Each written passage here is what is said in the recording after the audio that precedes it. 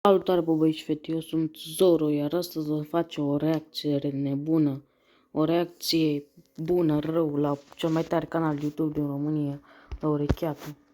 Abonăm și noi, că e ea după aia, dar mai târziu, că trebuie să ne conectăm, că acum sunt pe Brave, ca să nu dai reclame. Că de ce să-ți iei YouTube Premium dacă poți să stai pe Brave, ca să nu-ți iei reclame. Și m-am tot uitat prin un list de videoclipuri, dar cel mai mult, aș vrea să mă uit la ce ți dorește de la noul an. Deoarece și pentru că suntem în martie, dar nu contează. Uitați floricele acolo, da? Deci, da. Eu în noul an vreau... Hai să ne uităm la Urecheatul Reacție 2.0. Sper că o să vă placă. Dacă vă place acest content și mai vreți să mai faceți, apăsați și voi butonul de like, de subscribe și clopoțelul. Vedeți și voi că mai postez un video și fără alte întrebări, hai să începem. Vreau să învăț să stau drept, măcar în poză. Dar eu aș vrea să fac sport, alergând după ofertele din supermarket. Eu aș vrea să mă apuc de muncă de luni. Lunea aia perfectă. Dar eu aș vrea să mă învăț să gătesc.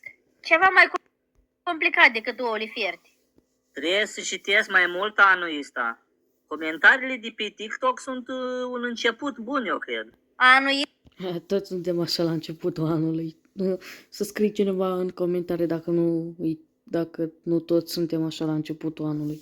Efectiv, toată lumea își pune dorințe de astea pe care nu și le ține niciodată sau și le schimbă pe parcursul anului. să mănânc doar sănătos. Dar nu m-am vis, că acolo nu mă îngrăș. Vreau să fac economii de bani. Până văd ca o bere la reducere și iau 3-4 baxuri să-mi ajung pe o săptămână. Vreau să ne caut hobby-uri noi. Cum ar fi să caut motive ca să nu-ți fac borș cu fasole. Eu aș vrea să învăț o limbă străină, să o zic fluent în limba pisicii mele. Eu vreau să beau mai...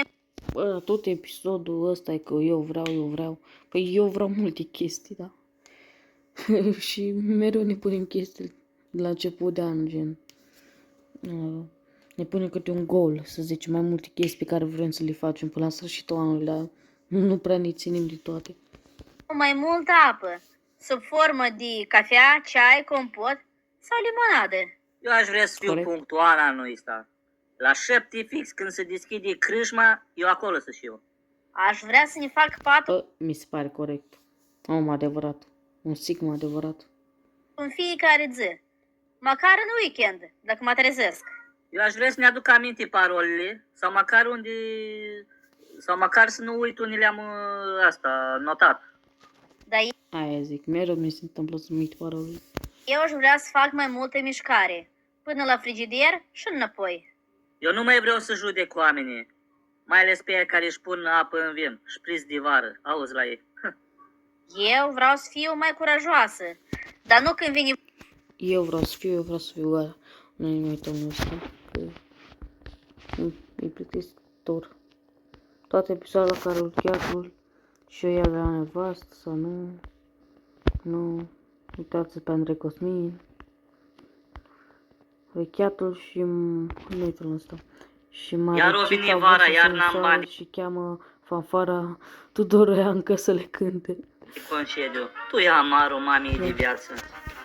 Dacă bei ca o lacustă, de când te știu n-ai bani de concediu. Noroc mai iau alții cu ei, așa ca o tabuiață și am mai văzut și eu o leac lumea.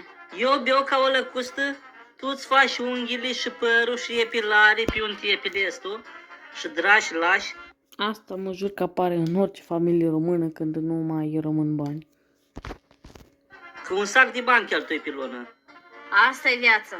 Las că văd eu de cine mă lichesc, să mă duc și eu la mare măcar pe 2 zile. Tu nu vrei să mergem în concediu vreo 10 zile în Grecia sau în Turcia? Sau chiar la Bulgaria aici pe la noi? 10 zile e mult, dar măcar 2-3 zile dacă mai e cineva mă duc, precis. Lasă asta că te duci tu. Eu zic să mergem noi doi, să mergem împreună. Noi doi? Păi ce ai de gând, să vinzi casa, orice? Am o idee, să faci... Nu e de bine când e câte o idee. Idei nu-s bune. Nu, fără idei. Mai bine fără idei. o gălăgie de bani. Ne însurăm și gata. Dar cine crezi că mă mai e pe mine așa folosită? Dar ăștia nu sunt surați. Vor să-și falsifice a doua nuntă. Eu.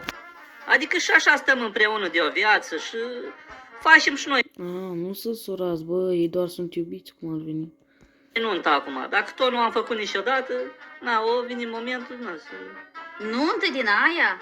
Cu rochii de mirease, cu invitați, cu bătăi de cap. Exact, cu bătăi de cap și un sac de bani câștig.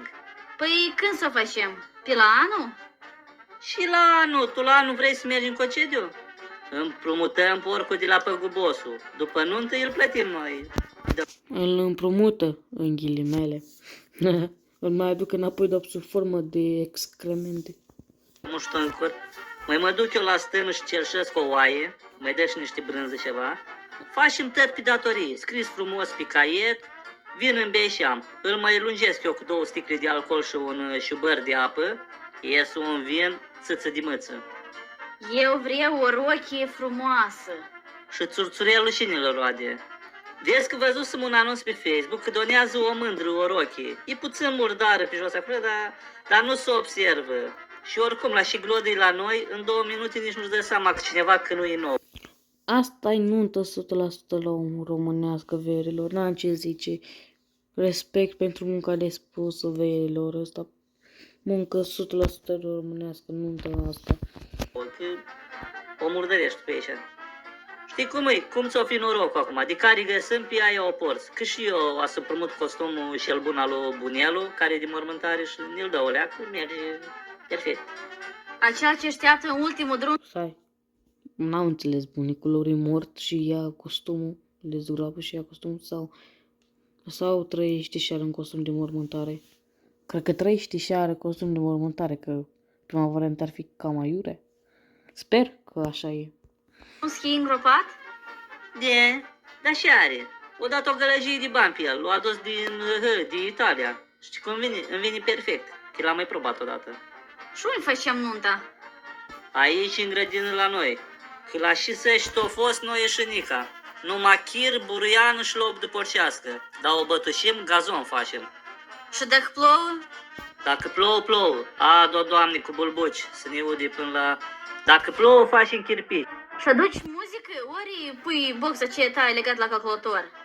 Și calculator și... Să-mi strâșește tastatura cu răstoarnă în bere. Și fete aia a fost și cu fanfara tundureancă. E ziua ta, mămică, pe asta vreau să văd.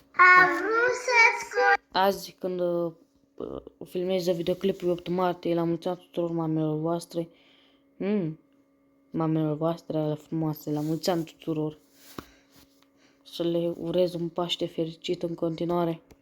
leg o floare, o michiocei frumos, dar până la urmă moare și nu... Bă, de ce râdeți, bă? Că așa eram toți la grădiniță, bă. Și mai că mea plângea, bă, când îi cântam așa, bă, la grădiniță, bă. De ce râdeți, bă? Că așa am fost toți la grădiniță. E de folos, e ziua ta, mamico, în brața m-a dus inima și Bă, voi râdeți acum, dar peste câțiva ani când vor crește, o să vină cu gang-ul peste voi, bă. Treaba voastră. crede-mă, mamico, dar mai frumos nu se putea. Peste 20 de ani o să-ți cânte și ție. Așa, da, și apoi să vezi, bă, da. Am vrut să-ți culeg steluțe, să-ți fac un frumos colie, dar cine Ceva perfect în România. nu... Am vrut să Ceva perfect normal. însă steluțele pe Bă, vezi că s-a buguit, bă. e ziua ta, mamico, îndață-mă dus inima și crede-mă, mamico, dar mai frumos nu se putea. La mulți ani tuturor mamelor, bă, Caterinca, da. La mulți ani tuturor mamelor, urechea tu ai videoclipul nota 10. Ce să zic, bravo ție. Am vrut și eu să fac contentul de asta la un moment dat, dar poveste lungă m-am lăsat deoarece am avut antrenare proastă. Mă bucur că tu ai supraviețuit în jocuri. Asta cred că e un joc. Măcar tu să faci de asta, că nu știu dacă mai e cineva în România care face de asta și dacă e foarte cringe. Tu măcar ești amuzant, dar dacă mai sunt câțiva, sunt foarte cringe. Tu ești amuzant. Vrut să-ți culeg o rază să-ți prindă păr, să tu strălucești mai tare de dragoste și dor. Gata, atâta, nu mai suport. Bun, deci, lăsa aminte data viitoare. La asta a fost videoclipul de astăzi. La mulți ani tuturor mamilor, frate, stați cu bine, rămâneți cu bine, să nu rămâneți cu rău. Ceau!